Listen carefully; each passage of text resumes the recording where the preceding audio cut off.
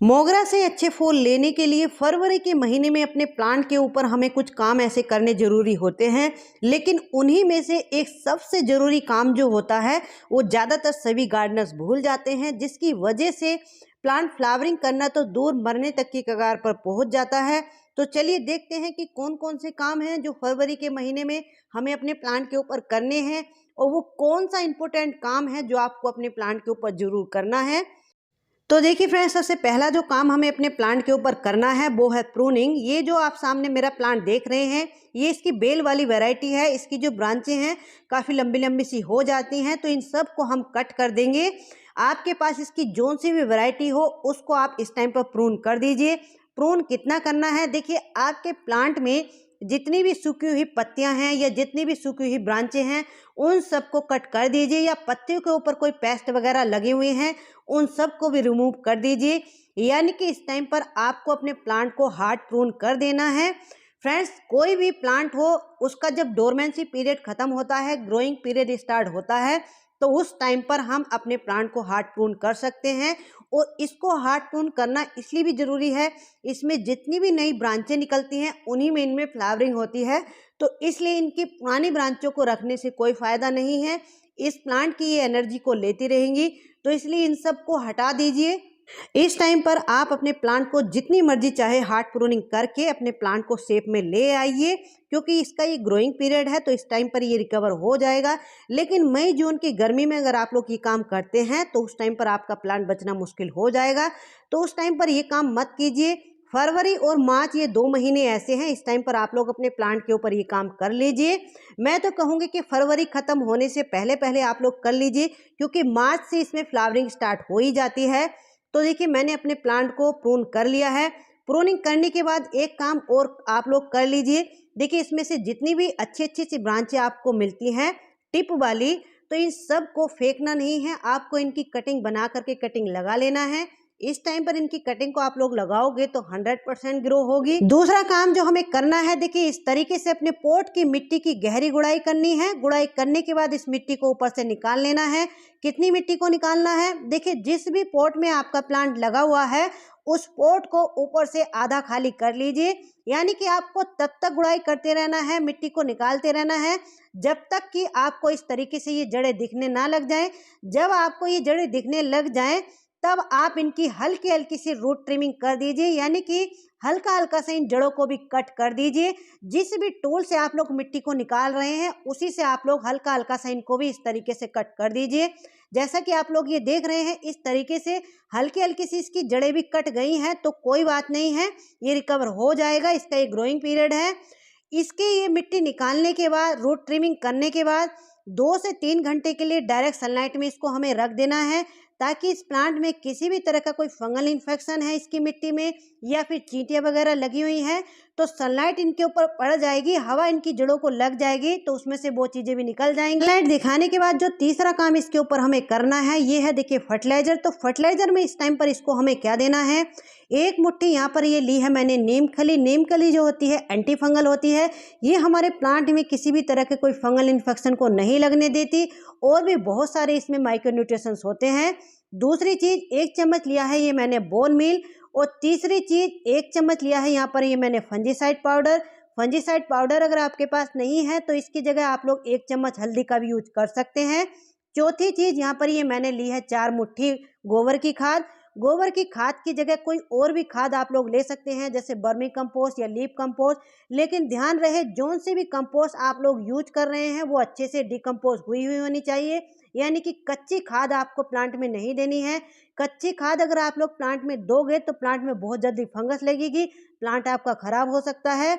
तो इस तरीके से इन सारी चीज़ों को मिक्स करके अच्छे से अपने प्लांट में इस तरीके से साइडों साइडों से डाल देना है।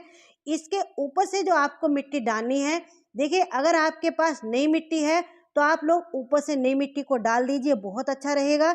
लेकिन नई मिट्टी अगर आपके पास नहीं है तो इसके ऊपर से जो मिट्टी आपने निकाली है उसको पहले 2-4 घंटे की सनलाइट दिखा लीजिए, फिर उसके ऊपर से इसको डाल दीजिए। मेरी जो ये मिट्टी है ज़्यादा पुरानी नहीं थी, तो इसीलिए मैं इसको डाल रही हूँ ऊपर से। फर्टिलाइजर को देने के तुरंत बाद जो पहला पानी हमें अपने प्लांट में देना है वो बिल्कुल सिंपल साधारण नहीं देना है।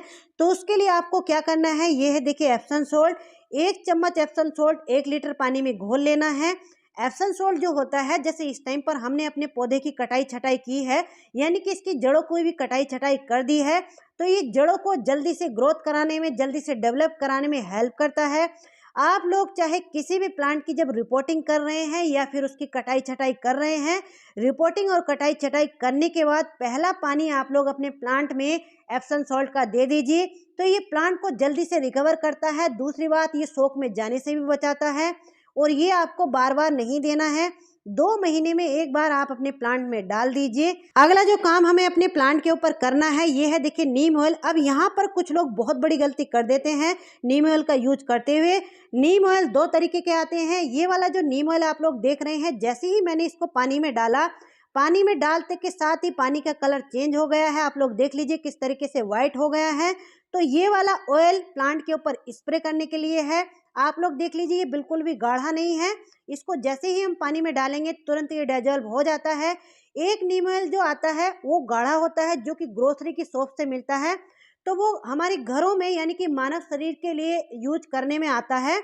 तो इसलिए आप लोग ये नीम ऑयल जो आपको लाना है, ये आपको एग्रीकल्चर की शॉप से वहाँ से क्या करके ले आइए। वहाँ से आप लोग लाओगे तो आपको यही वाला नीम ऑयल मिलेगा, जो कि पौधों में यूज करने के काम में आता है। तो देखिए इस तरीके से बस 1 लीटर पानी में 1 ml नीम ऑयल को घोल करके आप अपने प्लांट के ऊपर बहुत ही अच्छे से स्प्रे कर दीजिए, यानी कि इसकी ब्रांच वगैरह सबको अच्छे से नहला दीजिए। ये जो नीम ऑयल होता है, जैसे हिबिस्कस हो गए, मोगरा हो गए, इनके ऊपर बहुत अच्छे से वर्क करता है, लेकिन ध्यान रहे वर्क वही करेगा जो आप लोग एग्रीकल्चर की शॉप से लेकर के आओगे। कुछ लोग कहते हैं कि नीम ऑयल देरी से वर्क करता है, वर्क नहीं करता, तो वो इसीलिए नहीं करता है कि आप लोग सही नीम ऑयल का यूज नहीं करते हो।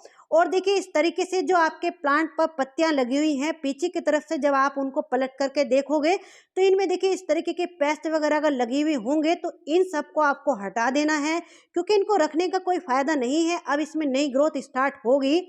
अगला सबसे इम्पोर्टेंट काम जो आपको करना है, जो कि सभी गार्डनर्स ज्यादातर भूल जाते हैं, ये है देखिए फेविकोल की बोतल। इस फेविकोल की बोतल में नीचे आधा फेविकोल भरा हुआ है और ऊपर से मैं 2 से 3 चम्मच ये फंजीसाइड पाउडर डाल रही हूँ।